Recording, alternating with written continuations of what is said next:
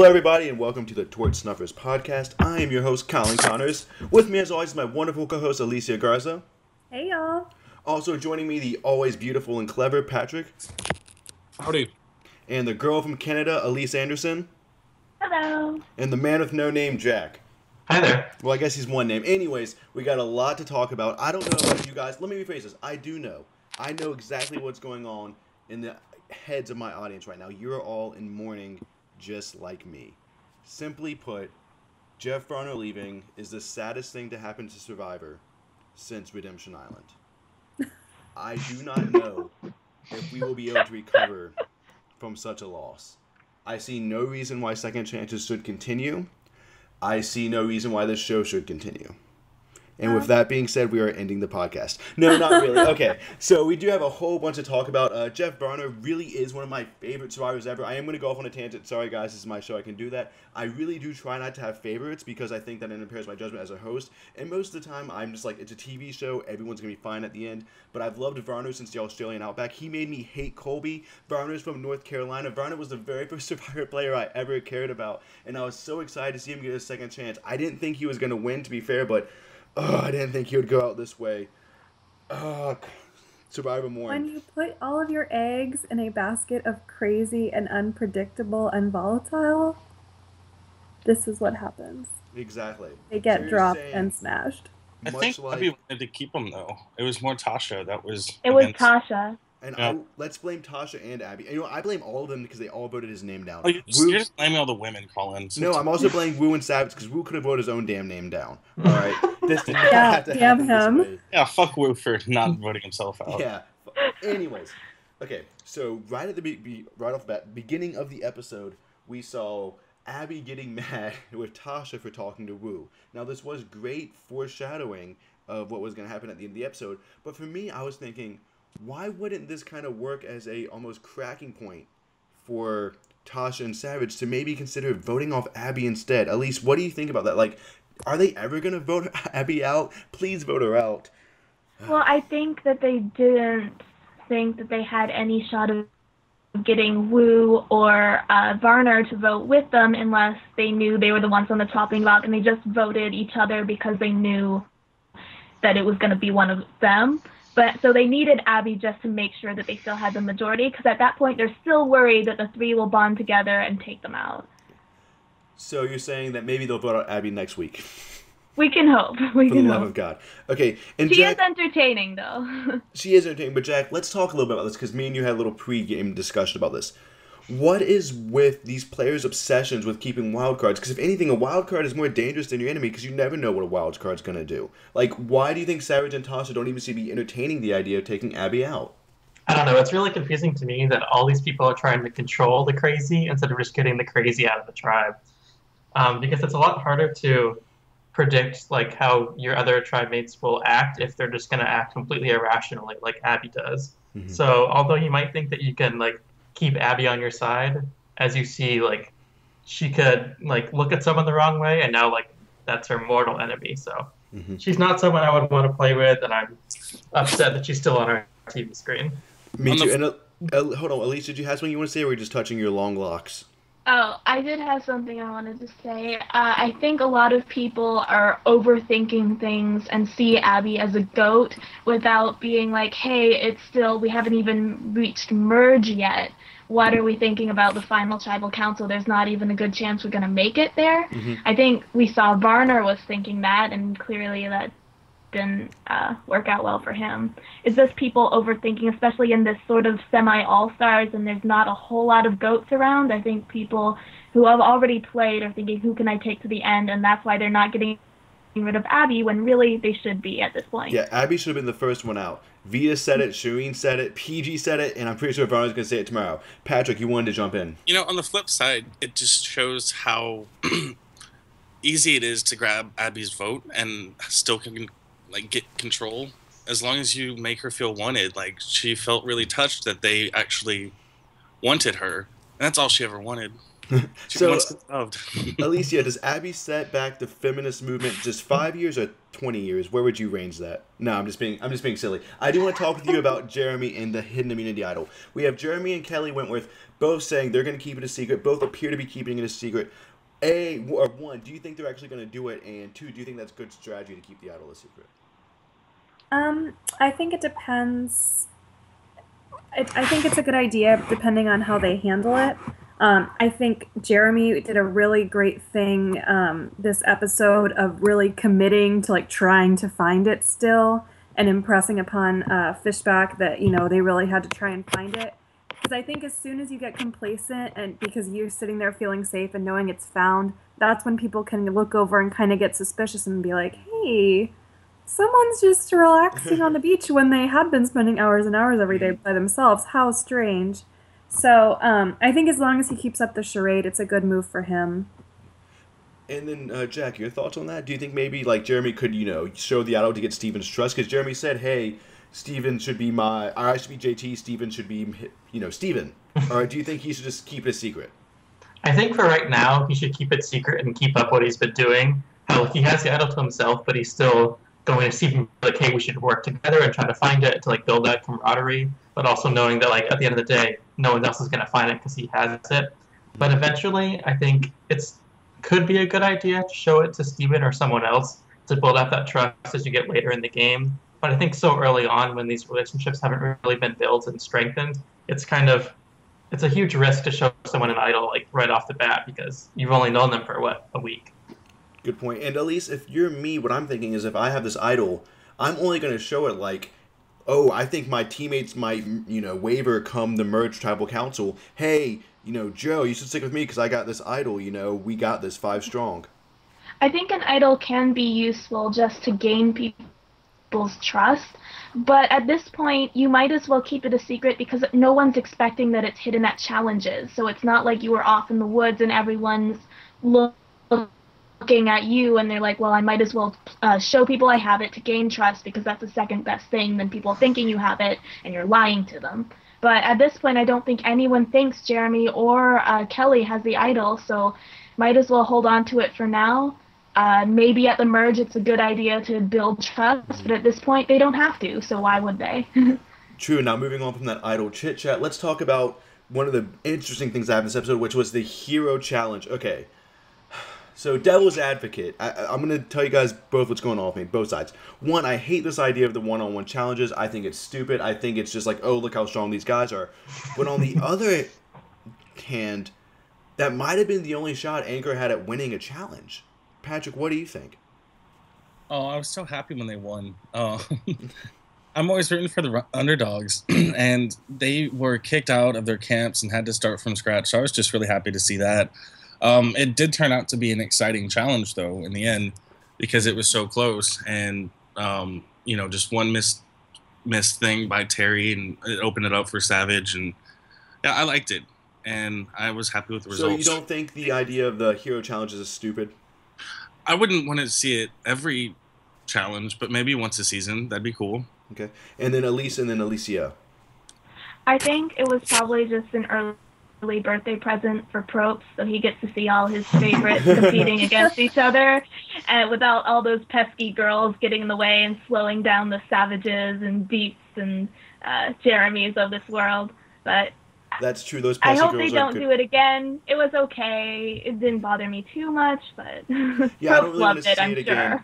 But I was glad that those pesky girls weren't there. Speaking of pesky girls, Alicia, you wanted to say something?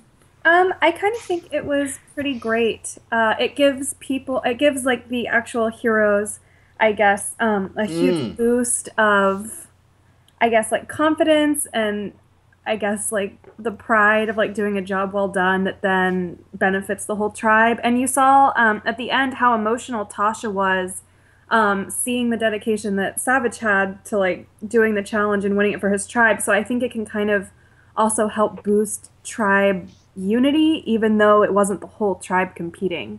Okay. So I think it's overall like a pretty positive, I guess, way to handle a reward. But this is Survivor. I don't give a shit about positivity unless it's keeping Jeff Varner in the game. Jack, you wanted to say something?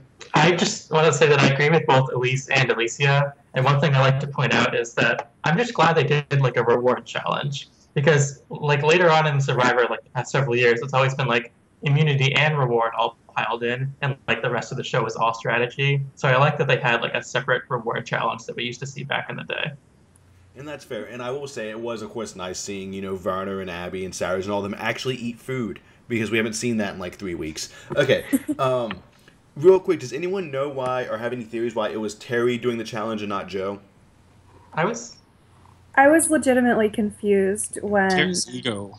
Terry's ego. I like that. And I also think Terry, just as a fighter pilot, may have like more endurance, like more like running than maybe Joe. I don't know. Well, Maybe. both are Joe's the beasts, Wonder so Boy. it's yeah. Yeah. But I mean, we just saw wasn't Joe in Joe the the simulation lifeguard or no? It wasn't Yeah. swimming though. It was like running through the water. Yeah, it was running through water. Yeah. Jack, you wanted to say something? But it was cool to see, like, I know Jeremy's not technically super old, but like all these like old alpha male guys going at it, which is cool to kind of see. So the takeaway is Jack likes older men. I mean, I enjoyed watching them too. I mean, clearly Jeremy works out and doesn't eat carbs. That's all I know about that. Okay. Tasha crying. I thought it was authentic. Does anyone want to say that it wasn't authentic and it was just strategy?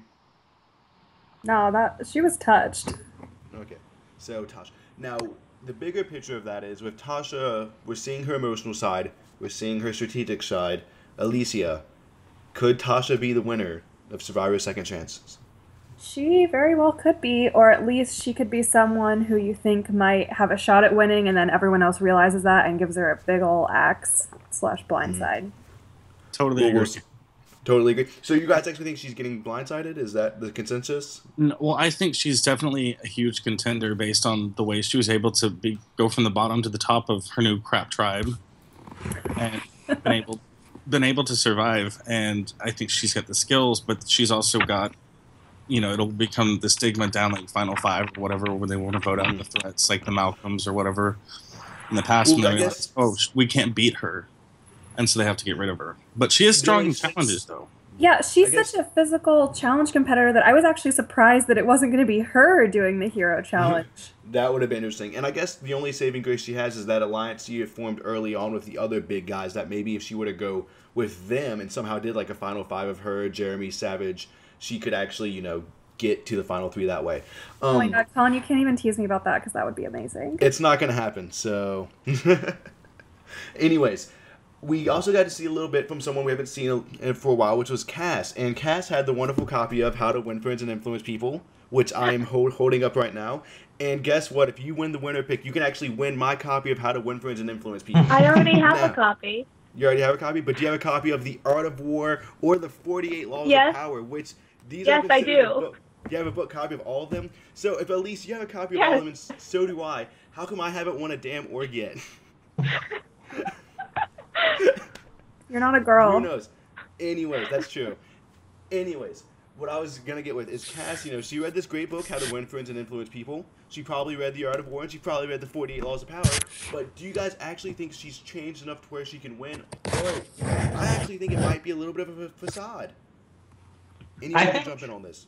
So I'm like sort of comparing her to Spencer because they both were on the Brains Tribe and they both sort of had a similar, like, really focused on the game and not really social.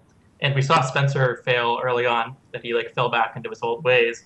Where to me, Cass, we haven't like seen her act like she was in Kageon yet so far. So I think she's doing a great job of either she has changed or she's a great actor and like make everyone else believe that she's changed. But I think she's on the right track to being like a second chance. Well, we'll see. Person. Okay, and Elise, you wanted to jump in on this?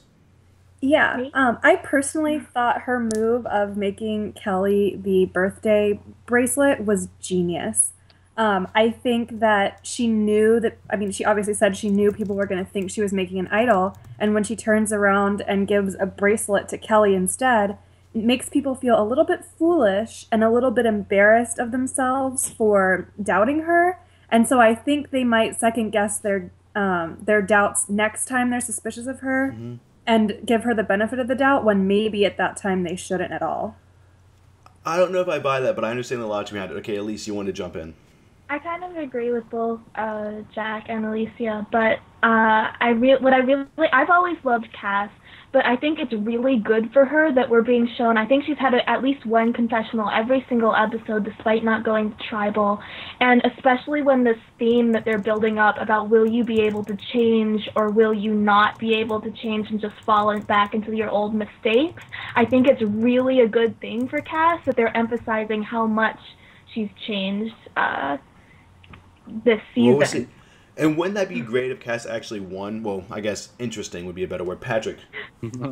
I think they might be building her up to fail because she hasn't been to tribal council yet. And the edit might be like, oh, she's changed. And then they have to go to tribal council and she's all like, oh, that girl's prettier than me. Let's vote her off.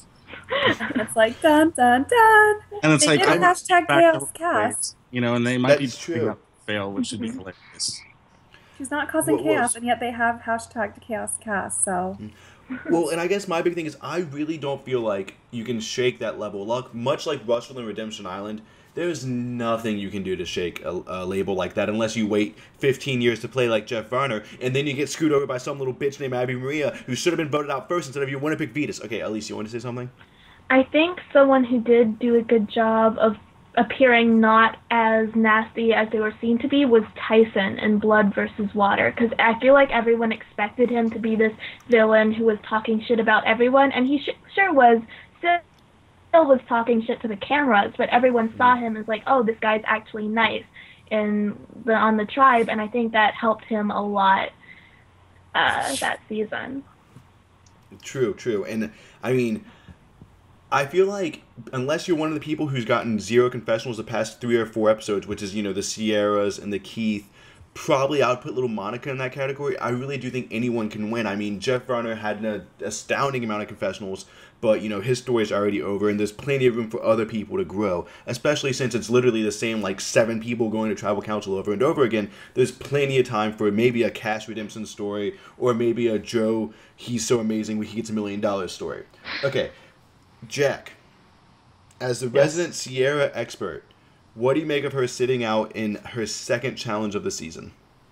So I think it was either the last episode or the one before when she sat out. She sounded really raspy in her voice, so I think she has been sick. But then today she sounded perfectly fine, but still sat out. So I don't know if she's not feeling well or just because she's pretty small. But we haven't seen much of her at all this season. It makes me sad because I'm a Sierra fan and I want her to win since she's my winner pick. But hopefully she shows up Hopefully she shows up one of these weeks. I mean, she's tiny and she has really tiny arms, and this challenge had giant, heavy puzzle pieces, so it really did make sense for her to sit out. That's true. But I mean, I wonder if maybe. Well, I guess she sat out on the other tribe, so it's not like the tribe can go, oh, she always sits out. Speaking of which, let's talk a little bit about this immunity challenge. I don't like the challenges where the survivors can get hurt really bad. I don't want to see survivors get medevaced. I don't want to see them get hit in the balls over and over again. Maybe it's because I'm a guy. Maybe you women find it entertaining. I don't. But Jack, do you have a counter to this? What do you think? So I messaged Alicia during the episode about this, and personally, I have had some really bad sports injuries growing up. So I was just waiting for one of these, the montage of them all grunting and screaming from getting hit by these puzzle pieces, for one of these things to actually be really serious and medical to show up. So every time someone would drop a piece on their leg, or bump their head, or pinch their finger in between these two things, I was covering my face. I was like, oh god, one of these times it's going to be really bad.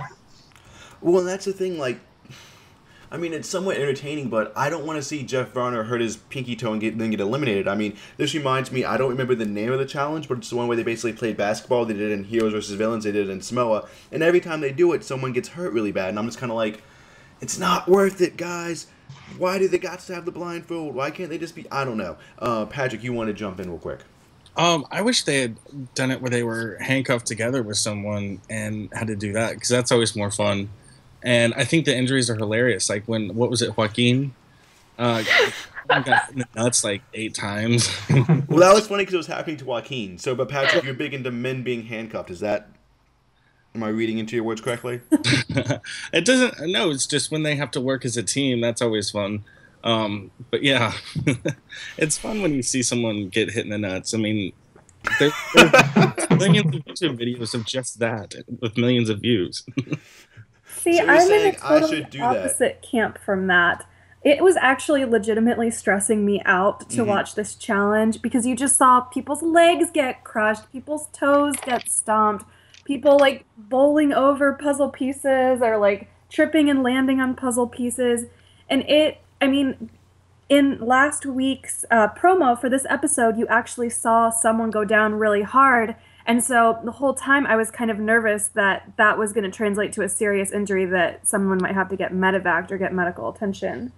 And so it just wasn't fun for me to watch. At this point, I think they've suffered enough because they've had very, very little food. I think they started out with very, very little rice to begin with. So everyone is having a harder time this season than I think other seasons have had.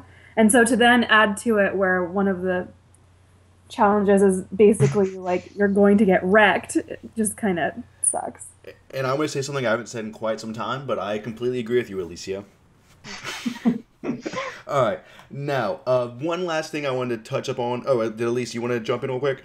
Okay. Yeah, I just wanted to say that I don't enjoy watching people get hurt either, but you always have to have, I feel like a blindfold challenge is such a tradition at this point that they have to keep it in. It's been around since at least season 2. I don't remember if they had season 1. Do it like they did in Fiji where you have to like hit, a bag up in the air, not carry 100-pound things, but somehow Joe is the perfect Survivor player. It's kind of gross. I'm starting to just hate him because he's so good at everything in life. It is not fair as another man. Okay. You sound envious, Don. I am Joe envious. is going to get them indoor plumbing and like a refrigerator by like day 15. Jack, if you're not envious of Joe, Let you are him doing be a something role wrong in your life. model. Don't be envious. Just strive to be like him. So I'm gonna come back with a man bun. Elise, I did want to stay on with you. We have Spencer. Last episode, he was saying like, "Hey, I'm not gonna strategize." This episode, strategy. Did he actually change? I think it's just in his nature to constantly be strategizing, and like we saw last episode, he was trying to open up and be all about feelings, but I think he still wanted to keep the strategy with that. He just wanted to be more open and hope that would change things. I don't think he's changed at all and like had some big revelation, but I think he is like closer with Jeremy, so that's good strategically. That's true. That's good strategically. It's just, however, playing to this theme that the winner will be someone who embraces a second chance. I don't think he's getting that. Jack, you wanted to say something? Yeah, he's definitely like talking like he's gonna change, but then actually doesn't really change that much. The only like good thing any other man. Oh jeez. But yeah, I think he might be a little bit better because he was talking to Spencer and Jeremy, who have both proven to be strategists in their past seasons, and they were asking him questions and he was answering. It wasn't like he was just like throwing out all his information. It was more of a conversation like back and forth. So I think he's building up the rapport with like those two, which I think he can definitely connect to it personally and work with in the game. That seems like a fair assessment. Patrick, you wanted to say something? Yeah, I just wanted to add something. It's not necessarily just about Spencer, but about just all these new returnees that would probably get a second chance anyways in a different All-Star season. I haven't had much time to evolve over, like a year or two. There's so much recency bias in these people, and it's a shame that we didn't get a lot of older people that we got to see them change over, like Jeff, over 15 years. So exactly, and I agree with you. Well, I mean, that's the little tangent that I went on, was that someone like Joe is going to be on All-Star 2s anyways. They don't deserve second chance. But anyways, they're already on the island. And I am picturing Joe sitting there at Final Tribal Council being like, in the 6 months since World Apart, I am a brand new man. Okay, Alicia, you want to say something? I just wanted to say that speaking of the theme of second chances, I'm really loving it, and I'm really loving what Survivor did with it from the voting where it was literally a chance that they might get on and a chance that they might not, to really giving people, really focusing on redemption story arcs everywhere. Because who doesn't love one redemption arc, and we seem like we're getting like 8 right now. And that's just because, the same people keep going to tribal. So I think it's going to be really fun to see kind of where everyone has developed and to see who has really grown and who can't seem to shake themselves. I mean, I agree completely. And even though we are all in mourning and we're probably going to boycott Survivor and burn our buffs because Jeff Barner is gone, we can't forget that. And I'm willing to say this. So far, this season has had the best first 4 episodes of any season in Survivor history. I am going that far. This is like my favorite season. Easily. It's so hard to see any of them get voted out, though. It's like you get between this person and that person. You're like, no, just keep them both. Exactly. And when was the last time Survivor emotionally moved us? Because it certainly wasn't last season in Worlds Apart where we're like, oh no, Dan got voted out. Darn. How can we ever cope with that? Or Tyler, he finally got a confessional and got voted out. And Colin loses his winner pick. And it's sad because Colin lost his winner pick. But, I mean, who really cares? Oh, and Mike won. Go. You won a bunch of immunity challenges with your mom. We don't care. So, yes, it is so sad, but at least we are feeling emotions. And what's the thing? It's like eliciting emotions is the purpose of story. And Survivor Second Chance is so far an amazing story. Jack, you want to say something? I think I agree with you, but I think you're probably feeling more emotions because you knew all these people beforehand. So it's not like you're meeting them for the first time. You already had an idea of who they were, and you like decided if you liked or disliked them. So I feel like your heartstrings are being tugged. Right now might not think this is the best season. Sorry to interrupt, Jack. Well, if casuals think that, they're fucking wrong. Bam. I'm enjoying. Elise, you want to say something? No, I think I agree with you guys completely, because my first thought was like the last time I was this speed up about like such an early pre-merge boot was like heroes versus villains, and again it's something where you got to know the people, you really love them from their previous season, and now you see them voted out and it's sad. But I think it's sad because I don't know where the story is going to go now that Varner's gone, because he was such an integral part of this season. It'll be interesting to see who rises from the ashes, I guess. And that's a good point. We all know that because, Varner would get, like, probably a 7th of all the confessionals. Now those are going to be dispersed amongst, people like the Keiths and the Monicas. But does anyone think that those kind of people actually have a shot? People that have been, getting no confessionals? Or do you think the winner is going to be someone who we're already starting to see their story build? Because it could go either way. Remember, Sandra didn't get very many confessionals in Heroes versus Villains. I think we're probably going to see the winner out of, like, the crop of people that are getting a lot of airtime. But I still think that people that haven't really had much to say or can still have a shot to make it pretty far, because a lot of people we haven't heard from are just winning challenges. Like Keith, Sierra, Kimmy, they haven't gone to tribal council yet, so they could still be making a lot of friends, and we just can't see it because they're not getting shown, because they're not having to vote anyone off. True. And Elise, you want to say something before we get to tribal council? Yeah, on that point, I feel like the winner is probably someone who we don't miss for more than one episode. Like, we get at least one just random, hey, I still exist confessional. But if you remember, like, Kagayan, there were so many characters, just like this season, there's so many great people, and we barely saw Wu the entire time, and he made it to Final 2. So I could see that happening again for sure. True. And I mean, most seasons, if it's a Wu or a Varner being voted off, Wu would go because Wu has had a lot less airtime. But this isn't that season, sadly. Okay. As much junk as we like to give Wu, we have to admit he fought really hard. Does anyone want to disagree with that? Nope. Okay. So we are all super proud of Wu for at least, for playing the game, for playing Survivor. And that just kind of harps on this whole idea that this second chance season, everything's going to be so much harder. But was there any way that Varner could have gotten out of this mess? Let's look at it from the meta strategy point of view. After PG left, was Varner's game over right then? Elise. I think what he needed to do, he was so focused on convincing Abby, and it seems like Tasha was the one who was really pushing for him. He should have appealed more to Tasha and Savage rather than someone as wishy-washy as Abby, who will just go with whoever the people who like her the most are going. Fair. And then do you think, and anyone can answer this, that it's going to be the same thing that we've been hearing with every exit interview where the person's like, yeah, we really should have voted off Abby instead of so-and-so? I think the people that try to corral her and get voted out are going to really regret it, because she's an easy vote to get off, but if someone's constantly trying to put Abby in your pocket and then it screws you over, then you're going to be really pissed that you kept Abby. But not so much in other situations, I think. Well, everybody, is there any other soapboxes? Is there anything we missed we would like to stand on before we wrap things up for this really kind of depressing evening? I mean, this is the saddest night I've had in quite some time. I just wanted to say I was really impressed by both of them in that tribal council when they were fighting. It seemed like they were fighting then for the votes. It made it a little bit more exciting to see, and just to see the fire under them. It wasn't like a normal season where it's like, oh, okay, well, I'll probably get to play again or whatever. I don't know. I mean, Yep. And then, Jack, you had something. Yeah, I was just gonna say, like, going into it, I thought voting off Jeff was the smart, like, logical decision. But when they were having this back and forth, I was like, is Jeff really gonna, like, not weasel, but, like, is he gonna really, like, connive and manipulate his way through another situation? So they both did a great job of pleading their case. I was going in one way, and when they saw the votes, I still didn't know what to think. It was tough. Alicia, you want to say something?